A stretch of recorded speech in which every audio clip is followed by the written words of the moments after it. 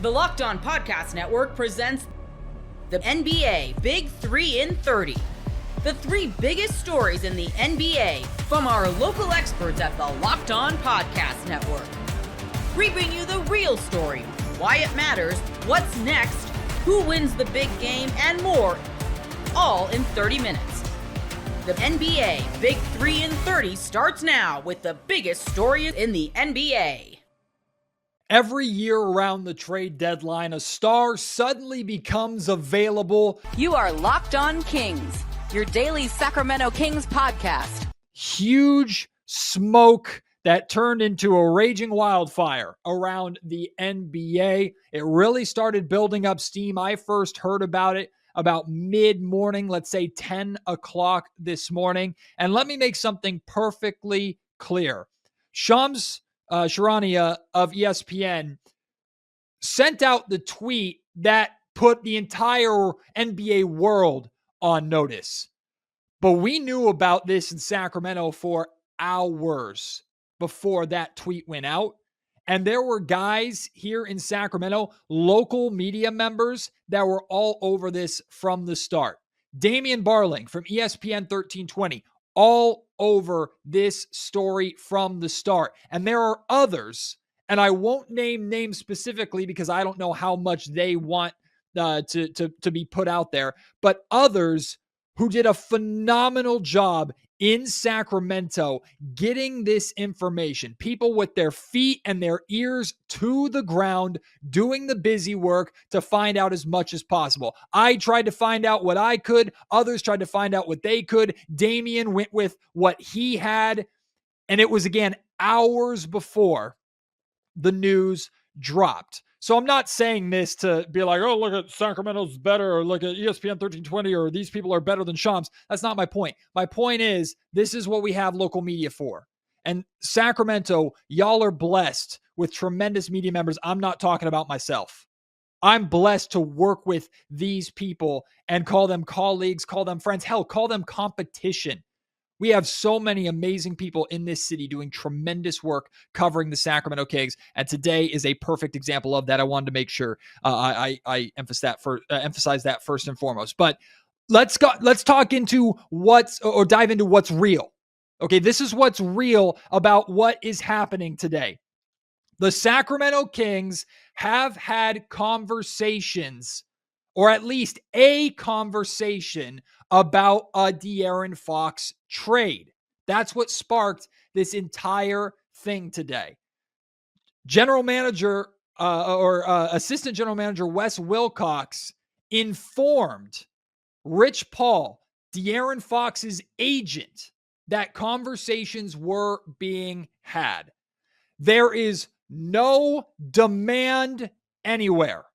De'Aaron Fox has not demanded for a trade. Clutch Sports has not demanded that the Kings trade their client away.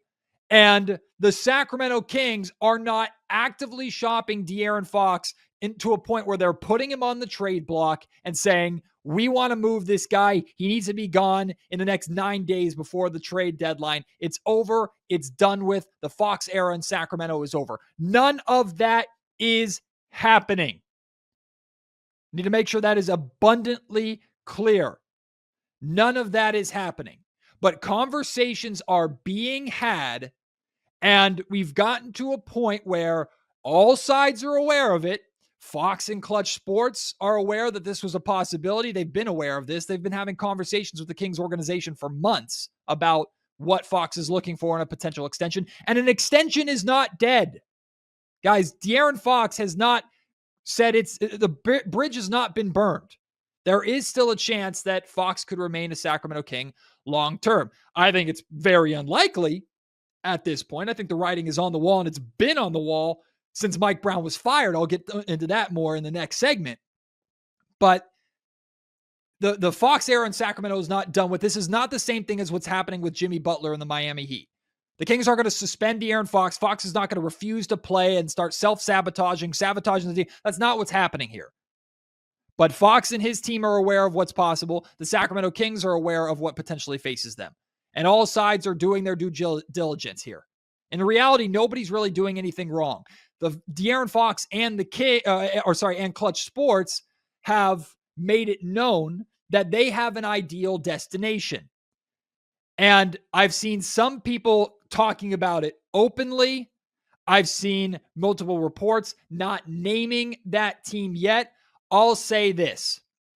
Think about what up-and-coming team in the Western Conference could really use a point guard to pair with a generational big man talent.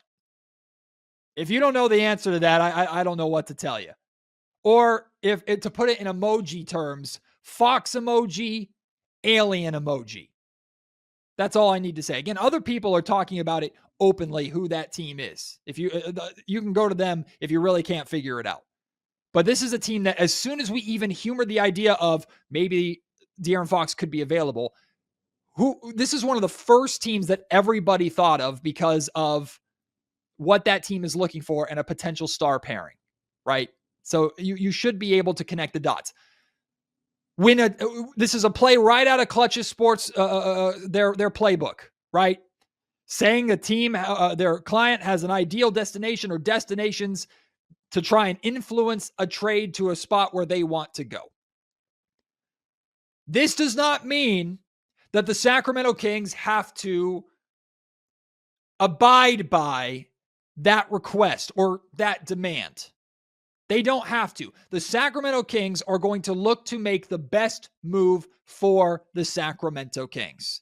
They're going to try to find the best deal possible that they can get for De'Aaron Fox.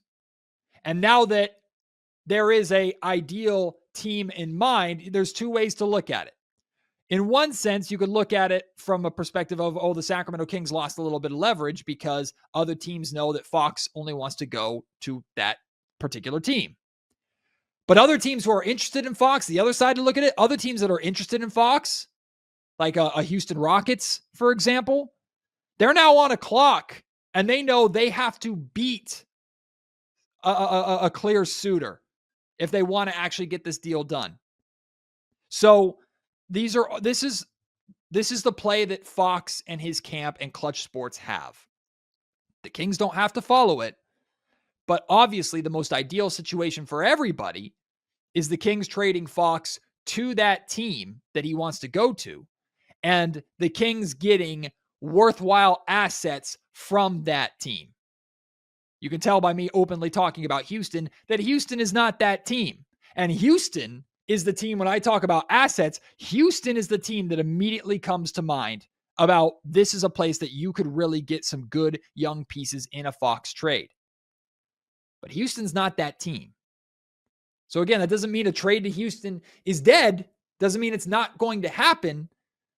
But if the best case scenario for everybody is for the Kings to trade Fox where he wants to go and kind of honor him and what he's done for Sacramento. If they do decide to trade him, again, this is not a demand from Fox to be traded. It's not an end-all be-all. But if they do decide to trade De'Aaron Fox, the best case scenario is trading him to that destination and getting as good as you could possibly get from that team. And it has to be enough. I'll talk about that more later on in the podcast when we talk about the Kings having to get this right. But here are teams to keep an eye on. The Bulls, the Heat, the Rockets, and the Spurs. Those are the four main teams I would say keep an eye on those teams. Because those are the teams that I think could aggressively be pursuing De'Aaron Fox. If I were to put my money on it right now, I still feel pretty confident that a deal is not going to get done before the trade deadline, because I do think the Kings could play the waiting game and potentially get more in this offseason. They still have Fox under contract for a whole nother year. And again, Fox is not demanding to be traded. So they still have time. So they don't have to make a move today and bend to the whims of another team right now. But then again, if a team in the next 9 days makes you an offer that you feel you can't refuse, that reality is a lot more possible today than it was even last night after Fox dropped 30 in the Kings win over the Brooklyn Nets. I love going to live events, whether it's sports, music, theater, comedy. I used to go to comedy shows all the time. Me and my friends in college used to go all the time. It's a blast. You don't even need, alcohol. You just go and have fun and laugh. It's a comedy show. That's the whole point. Just go have fun. Gametime has a new called Gametime Picks that makes getting tickets for your favorite live events even easier. Gametime Picks filters out the fluff to show you only incredible deals on great seats, so you don't have to waste time searching through thousands of tickets. Curation makes it easier to save more on sports, concerts, comedy, theater, and more near you. You can take the guesswork out of buying tickets with Gametime. Download the Gametime app, create an account, and use code LOCKEDON for $20 off your first purchase. Terms apply. Again, create an account and redeem code LOCKEDON for $20 off. Download Gametime today. What time is it? Gametime. The Miami Heat are motivated to trade Jimmy Butler. You are Locked On Heat, your daily Miami Heat podcast. Have to start with the latest on Jimmy Butler trade talks. The Heat have reportedly lowered their asking price for Jimmy Butler and are taking calls from teams other than the Phoenix Suns. Teams like the Milwaukee Bucks and the Memphis Grizzlies continue to be mentioned as potential suitors, and the Heat have reportedly loosened their stance on what they want in a Butler deal. The Heat had previously been looking for good role players who could help them win now, draft capital, and they did not want to take back any salary beyond 2026. But now they might be open to deals that don't fall within those parameters. Brian Windhorst on Tuesday went so far as to say that Jimmy Butler will get traded. So, David, what do you think the Heat can realistically hope for in return for Jimmy?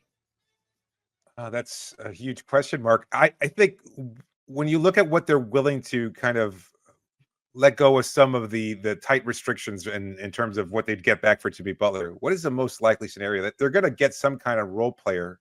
They're going to want draft capital. I think it's the restrictions regarding salary beyond 2026. And we're already hearing, 2026 is the golden time where you can already start planning your next acquisition, Luka Doncic, et cetera. There's big names that might become available in 2026. But I think from Miami's perspective, you can't afford to give up on acquiring players that can help this team win now, because you have to be in the playoff hunt. And you also have to acquire draft capital. If there's anything, if you wind up getting salary back that might be able to dip into that 2026 era, that doesn't work. Like, you can already start clearing. You can clear the books next year. You can clear the books at some other point down the road. Kick that can down till some other time. It's not feasible. We've seen too many teams clear cap space and wind up with absolutely nothing to show for it. And I think from Miami's perspective, that's where you can really kind of say, you know what, we don't care. What if we have somebody on the books for $30 million a year beyond 2026? We'll figure something out. We'll find another way to clear that salary eventually. And especially if you're able to get more draft capital in return, if that requires a trade or something in order to unload those players or that player, that's the strategy there. But you need to be able to get something of someone of value that can help this team this year, and also draft capital. I think that's the most important thing. And you're not going to get all three of those things.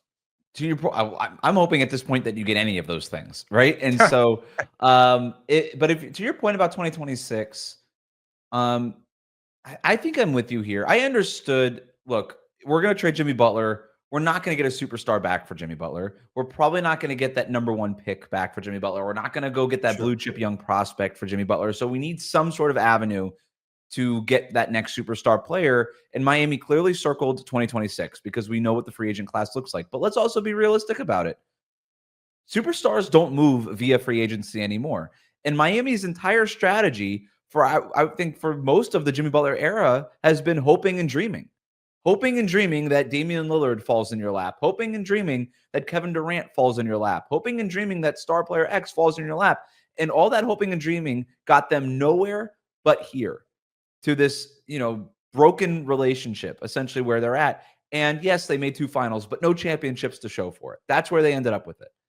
And if the strategy for another 2 years is going to be hoping and dreaming, as a Heat fan, that does not make me feel very good. Now, hope it's a little bit different because at least you're planning for that cap space, but as opposed to hoping and dreaming for one of these players to force your way.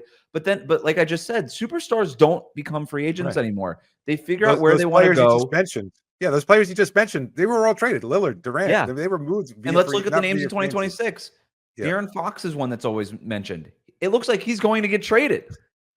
So I'm imagining he's going to sign that extension. He's not going to be a free agent in 2026. Do we really think Luka Doncic is going to be a free agent in 2026? Maybe.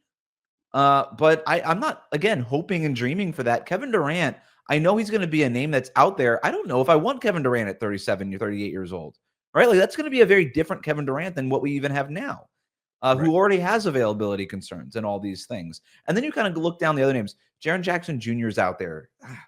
Is that the guy that's worth planning for 2 years in advance? I mean, Jaren Jackson's an awesome player. I'm not wasting 2 years just waiting for him to become a free agent and hoping that he's not going to sign some sort of extension where he's clearly very happy, or at least right now in Memphis. Is Trae Young that player that you're like? Nobody even wanted to trade for Trae Young when his asking price was worse than DeJounte Murray's 6 months ago. And now we're going to wait around for 2 years hoping that he becomes a free agent.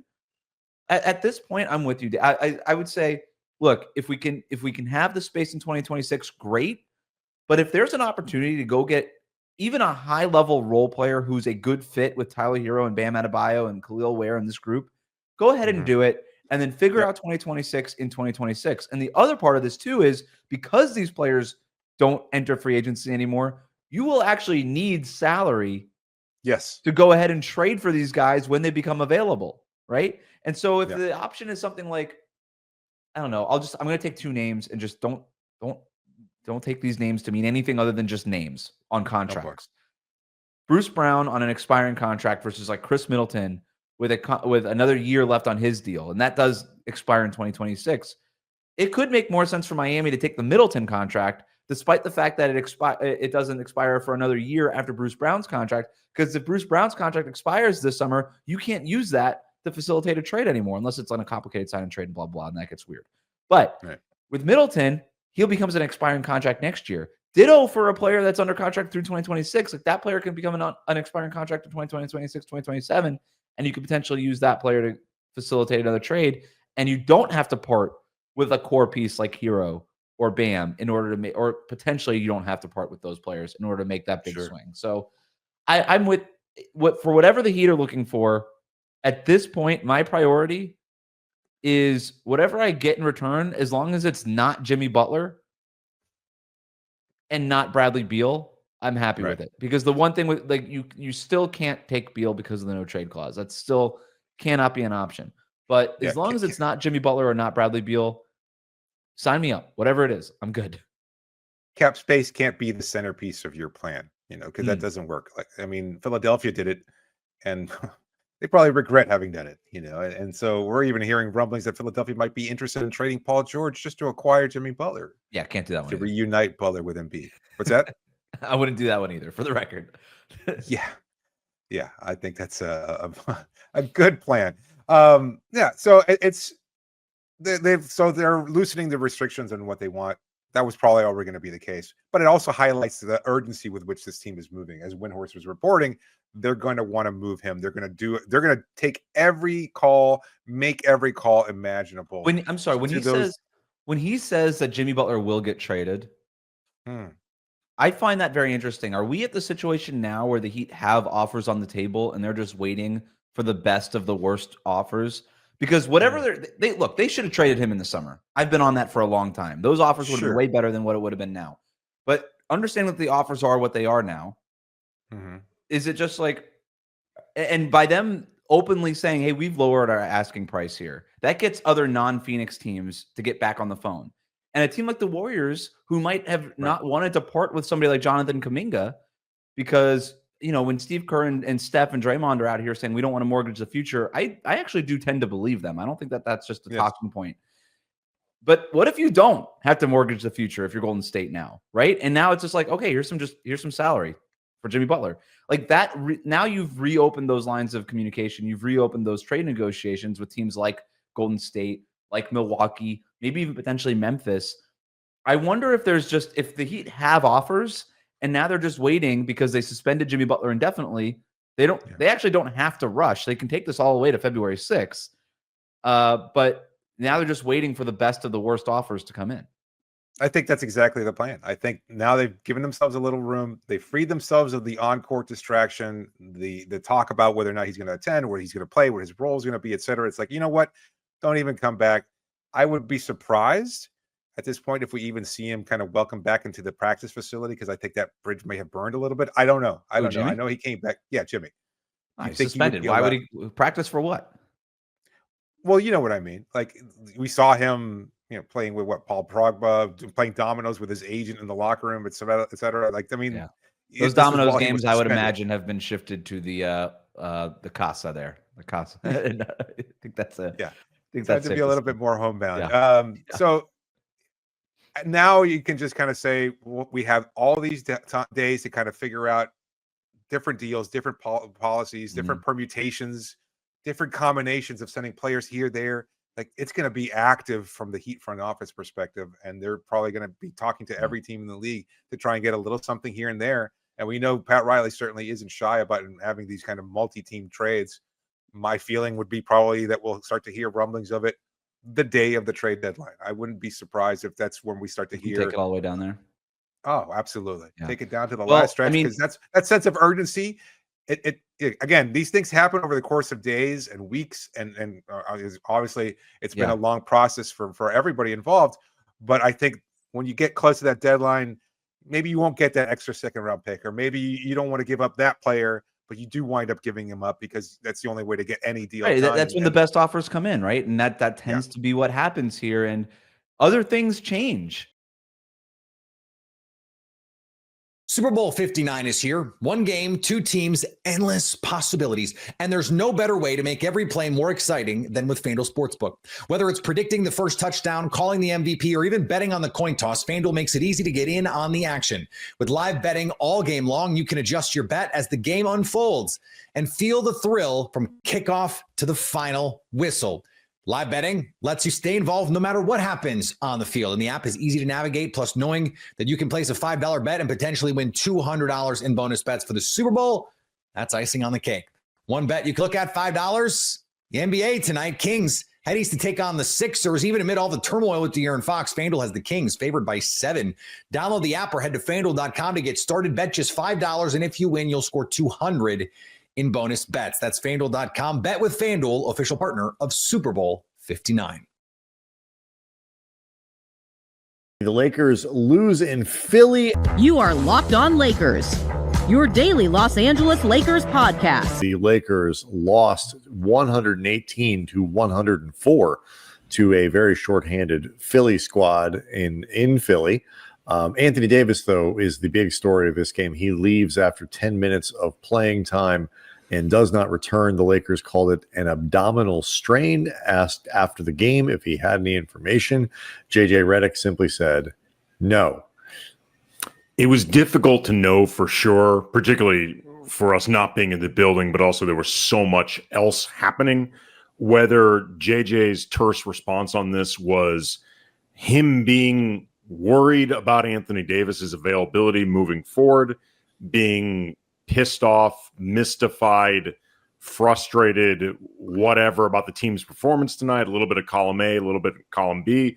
Maybe he doesn't even have to make a decision. But I will say this, JJ made no effort to potentially downplay this as, oh, you know what, precautionary. And, you know, we realized the game was getting out of hand early. We thought there was no reason to put him back in, which may have been the reason. I'm just saying I didn't read that from JJ's response. No, and usually they'll say that, the game was out of hand. By the time we got clearance for him to play, it seemed silly. It didn't, we don't want to put him at risk. It's a long season and all that. No, he just said no. And, if you're somebody who is responsible for Anthony Davis's Defensive Player of the Year tape, or you're trying to put together like an MVP or a first team All NBA reel or something like that, as it tends to be with the Lakers, what you do is you, instead of showing highlights of Anthony Davis, you just show all the time that he doesn't play and what happens to this team, particularly on the defensive side when he doesn't, because like the second Anthony Davis left the game on Tuesday, the Lakers completely collapsed. Looking up right now, points in the paint, 56 for Philadelphia. I don't know exactly how many of those came after Anthony Davis left the game, but I'm willing to bet many. It was more than a couple. Yeah, the Lakers turned the ball over 22 total times. Turnovers, even in games the Lakers are playing reasonably well, turnovers have become a much bigger problem for this team. They consistently become an issue in games that the Lakers don't play well, and they gave up 27 points in the process with those turnovers. Combine that with 23 points off the break for Philly, plus Tyrese Maxey going absolutely ham. 43 points, 15 of 26 from the field. He actually checked back into the game about halfway through the fourth quarter with the game clearly way the hell out of hand. I imagine with the express purpose of trying to get 50. And frankly, I don't blame him because A, he earned it. B, what the hell else has there been to celebrate in Philly? Right. I was about to say, if you might as well give those fans something. Anything to cheer for and all that. He was sensational in this game. He really was. And it didn't matter what the Lakers tried, who the Lakers tried. It was Max Christie. DFS took some minutes there. Bronny James, when he came into the first half, his first job was to try to check Tyrese Maxey. That did not go well. I believe his second job was to pass up shots or turn the ball over. That part he did better with. Yeah. Did that part all right. And we'll talk about it. People were angry about Bronny, and I think by the end of the game realized there were other things to be upset about. We told that there was a good chance he was going to play as long as Gabe wasn't available. Bronny was the symptom, not the disease. No. And it was we'll get into it. It was a very difficult spot for him to be in the first place. It was. And so the Lakers ended up down Anthony Davis. They were down Jared Vanderbilt, who was sitting out this one for injury maintenance. Not surprising that he's not playing in both ends of a back-to-back at this point. Gabe Vincent didn't play. And then Dorian Finney-Smith and Jackson Hayes in the first half each picked up about 36 fouls in 4.5 minutes. Like the Lakers had some serious foul trouble. And that was contributing to an already wonky rotation. And Rui did return at least, and yes, played reasonably well. I mean, right. 13 points, 6 and 9 from the field. I mean, get into it maybe a little bit later. To me, the one and only bright spot in this game was Dalton Connect, who is starting to look more like the guy that everybody was most optimistic about a couple months ago. Like he's really starting to play considerably better. Yeah, that slump that he was really fighting in. I'm not ready to say he's out of it, but he seems comfortable again, which is always a good sign. You can sometimes just look at guys and tell when they feel better. Like the NBA is hard, and especially as a rookie, even an older one, you're going to have major swings in how you play, and the Lakers need him to be this guy more than the guy who was 2.5 The one period in the game in the first half where it looked like maybe the Lakers were going to find a way to win without Anthony Davis, it was during a stretch where Dalton was hitting shots. Yeah, and look, I mean, this is a. I want to do two things. I'm going to try to do two things here. I do not want to excuse losing to the Sixers. Even without Anthony Davis, Davis leaves the game. You're shorthanded other guys. Like you go down that roster and, you still have LeBron, you still have Austin Reeves. It's a day for then Max Christie to step up. It's a day for Dorian Finney-Smith to step up. Connect did his job coming off the bench, I think. But okay, it's not to get super cliche, but it's plus the Sixers are missing half their roster too. Next man up mentality, and you're playing Tyrese Maxey, Kelly Oubre, Eric Gordon, not exactly Yabusele. Yeah, I mean, again, decent enough players, and your roster, what's left over, is not like light years better than theirs, but so I do not want to say like there's like, oh, well, this stuff happens. Like this was still a very winnable game and one that the Lakers needed to win.